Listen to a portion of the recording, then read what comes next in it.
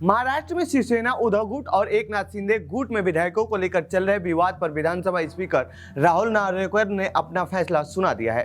राहुल ने अपने फैसले में 16 विधायकों जिन पर अयोग्यता की तलवार लटक रही थी उन्हें योग्य पाया है। इस फैसले से महाराष्ट्र की सियासत में आरोप प्रत्यारोप का दौर एक बार फिर तेज हो गया है। साथ ही स्पीकर ने माना है कि शिंदे वाली असली शिवसेना है। यह फैसला महाराष्ट्र में उद्धव गुट वाली शिवसेना के भविष्य को लेकर भी है।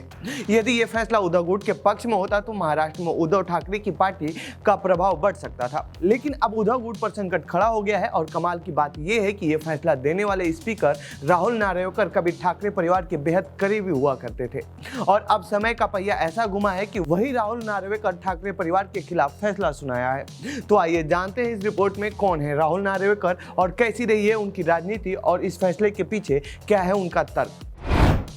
आदित्य ठाकरे के दोस्त रहे हैं राहुल नार्वेकर। राहुल नार्वेकर का परिवार पहले से ही राजनीति से जुड़ा हुआ है। वो मुंबई के कोलाबा इलाके में स्थानीय प्रशासन से जुड़े रहे हैं। वहीं से उन्होंने अपनी राजनीति की शुरुआत की है। उनकी शादी एनसीपी के कद्दावर नेता पूर्व विधानसभा परिषद अध्यक्ष रामराजे नाईक निंबालकर की बेटी से हुई है। एक समय ऐसा भी था कि नार्वेकर शिवसेना के प्रमुख चेहरा हुआ करते थे। अक्सर इंग्लिश न्यूज चैनल पर पार्टी का पक्ष रखते थे।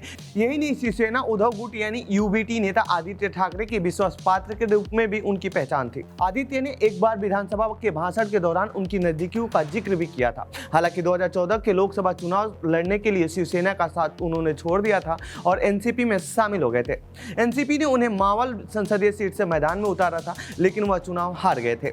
लेकिन बाद में उन्हें एनसीपी ने विधान परिषद भेज दिया। जयंत पाटिल से भिड़ चुके हैं राहुल नार्वेकर।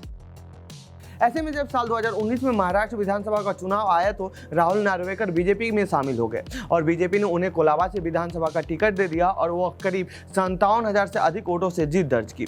दिसंबर 2022 में उनका एनसीपी के प्रदेश अध्यक्ष जयंत पाटिल के साथ विवाद हो गया था, जब पाटिल ने नार्वेकर पर उन्हें सदन में बोलने नहीं देने का आरोप लगाया था। उस समय पाटिल को विधानसभा के पूरे शीतकालीन सत्र के लिए निलंबित कर दिया गया था, क्योंकि उन्होंने कहा था कि नार्वेकर को एक बेशरम व्यक्ति की तरह व्यवहार नहीं करना चाहिए। कांग्रेस ने सदन की कार्यवाही में पक्षपातपूर्ण होने का आरोप लगाते हुए नार्वेकर के खिलाफ अविश्वास प्रस्ताव भी लाया था।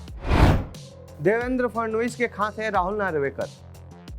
अब राहुल नार्वेकर के बारे में खबर है कि वह दक्षिण मुंबई निर्वाचन क्षेत्र से आगामी लोकसभा चुनाव की तैयारी कर रहे हैं। हालांकि ये खबरें अभी सिर्फ अफवाह भरी हैं। नार्वेकर ने इस पर कुछ नहीं कहा है और ना ही इसका खंडन किया है। नार्वेकर को अध्यक्ष बनाए जाने के बाद से ही आरोप लगते रहे हैं कि वह सत्ता पक्ष की ही सुनते हैं और खासकर डिप्टी सीएम देवेंद्र फडणवीस से निर्देश लेते हैं, जो कि एक स्पीकर के पद का अपमान है। क्या संकट में थी महाराष्ट्र की सरकार? महाराष्ट्र विधानसभा में इस समय 286 विधायक हैं और बहुमत के लिए जरूरी जादुई आंकड़ा 144 सीटों का है। केवल बीजेपी, शिवसेना, शिंदे गुट और अजित पवार के विधायकों की संख्या ही देखें तो शिंदे सरकार के पास इस समय 185 विधायकों का समर्थन है।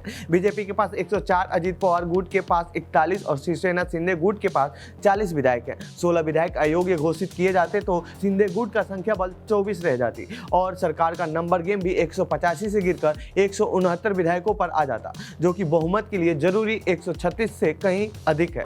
यानी शिंदे गुट के विधायकों को अयोग्य ठहराए जाने के बाद भी महाराष्ट्र की सरकार बची रहती। हालांकि स्पीकर ने अब इन विधायकों को योग्य मान लिया है, तो ऐसे में अब एकनाथ शिंदे ही महाराष्ट्र के सीएम बने रहेंगे और ये सरकार मजबूती से चलती रहेगी।